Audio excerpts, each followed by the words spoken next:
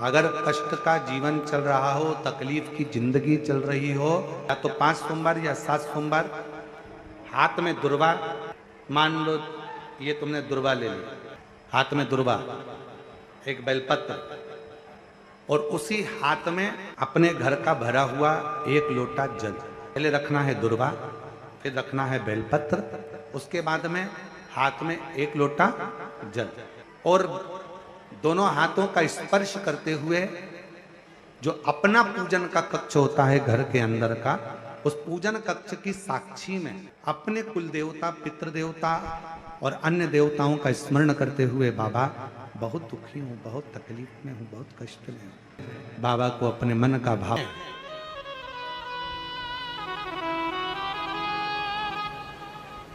और नंदनवन काशी में बैठकर भगवान शंकर पार्वती जी से कर, मैं तुम्हें एक चरित्र सुनाता हूं। एक सेठ जी, करोड़पति, धनपति, अरबपति, बहुत पैसा,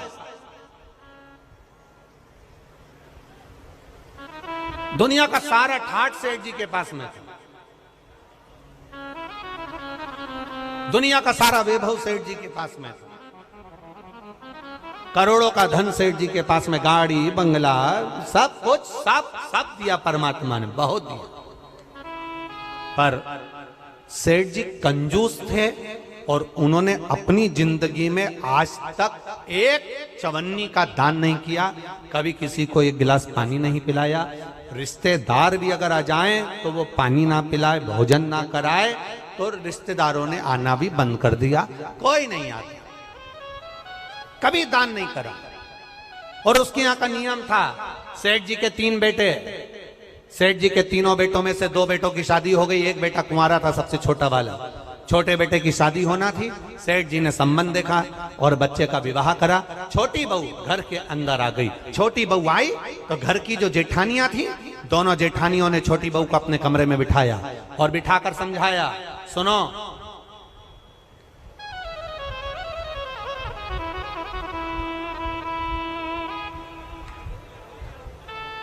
पहले ऐसा नियम था, अब आजकल ऐसा नियम तो नहीं है, पर पहले ऐसा नियम था कि लड़के की शादी होती थी और बहू को लेकर आता था ना, तो अपने खुद के घर में बहू को लेकर बाद में आता था। पहले उसको रुकने की व्यवस्था कोई रिश्तेदार के यहाँ, कोई नातेदार के यहाँ, कोई संबंधों के यहाँ, कोई पहचान वाले के यहाँ, उसको बहू को रखा जाता था। बोलो भोपाल में ऐसा था कि नहीं था? अरे बोलो, जम के तो बोलो, था ना ऐसा? लड़का शादी कर कर बहू को लेकर आया, सीधे अपने घर नहीं आया, पहले उसको कोई मित्र के आदि पहचान वाले, दीदी, जीजा, बहनोई, नातेदार, रिश्तेदार, कुटुंब, कबीला, अड़ोसी पड़ोसी, रिश्तेदार वाला, उसके यहाँ पर उस बहू को, उस छोरे को, बहू बेटा को वहां रोका जाता। काहे के लिए रोकते थे? उसको रोकने का कारण क्या था? उसको रोकने का कारण केवल एक था।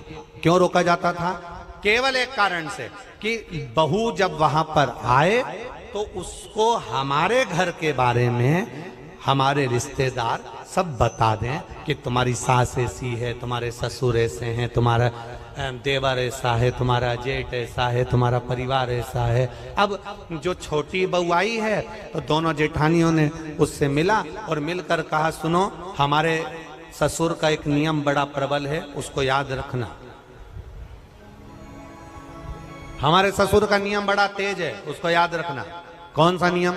छोटी बहू ने पूछा कि तुम्हारे यहाँ का नियम क्या है? तो हमारे ससुर का एक नियम है, कभी जिंदगी में अगर घर में रहना है तो दान बिल्कुल, बोलो बोलो, जम के बोलो, नहीं करना। एक रोटी का भी दान मत करना। अगर डब्बे में रोटी बच जाए तो दूसरे दिन उस रोटी को मिक्सर में पीस के चूड़ा बना के खा जाना, पर गाय को भी मत देना।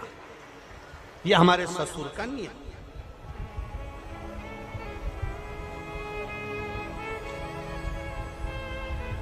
मेरा विश्वास कहता है अपने भोपाल की तो ऐसी बहू नहीं होगी और ना ऐसा कोई रिश्तेदार होगा कि रोटी गाय को भी ना दी जाए, कुत्ते को भी ना दी जाए और पक्षी को भी ना दी जाए।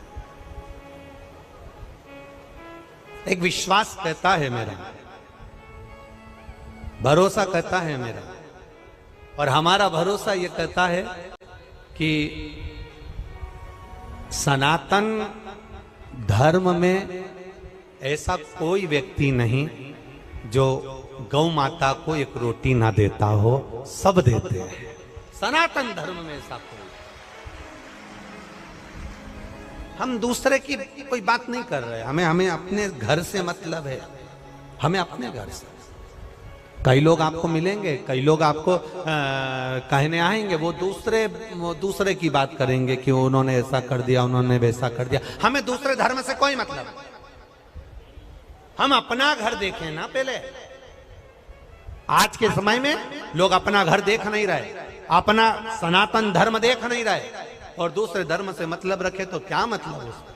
हमें अपने से मतलब है, अपना घर हम देखें, अपना परिवार हम देखें। कहा हमारे यहाँ का नियम है, एक रोटी भी गाय को ना जाए, एक रोटी भी कुत्ते को ना जाए, जरा सा भी दान नहीं करोगे। छोटी बहू से कहा नियम याद रखना। छोटी बहू ने मन में सोचा मेरे पिताजी तो हमेशा कहते थे कि दान करो, धर्म करो, साथ जाएगा।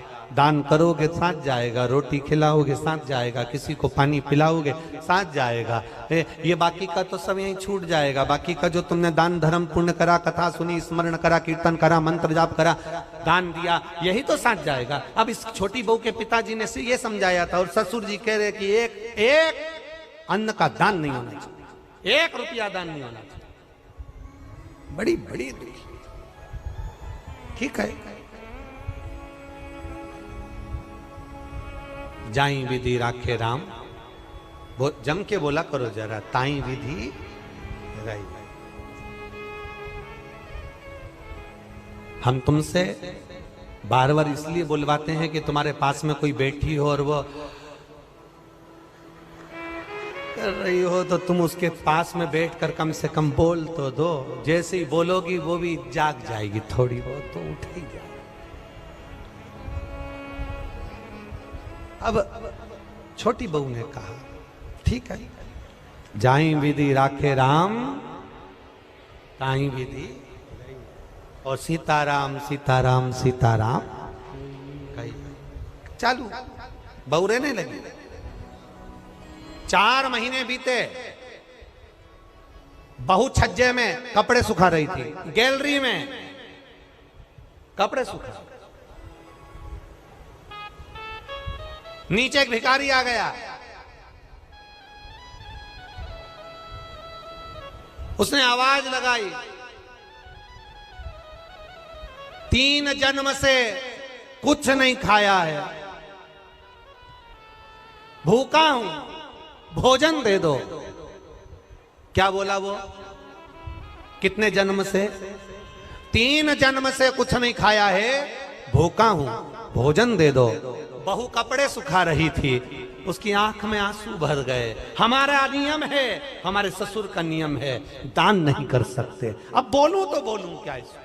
छोटी बहू अपने पिता के संस्कारों को छोड़ ना पाई और ऊपर कपड़े फटकते फटकते, कपड़े को जब पानी से निचोड़ते हैं, निचोड़ कर सूखने डालते हैं, एक बार फटक देते हैं। फटकने का मतलब ये होता है कि पानी झड़ जाए से मतलब नहीं होता। फटकने का मतलब ये होता है उसमें जो सल हैं वो अच्छे हो जाए।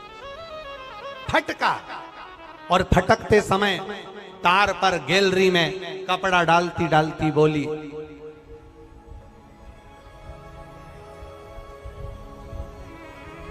बासी खाना खा रहे हैं,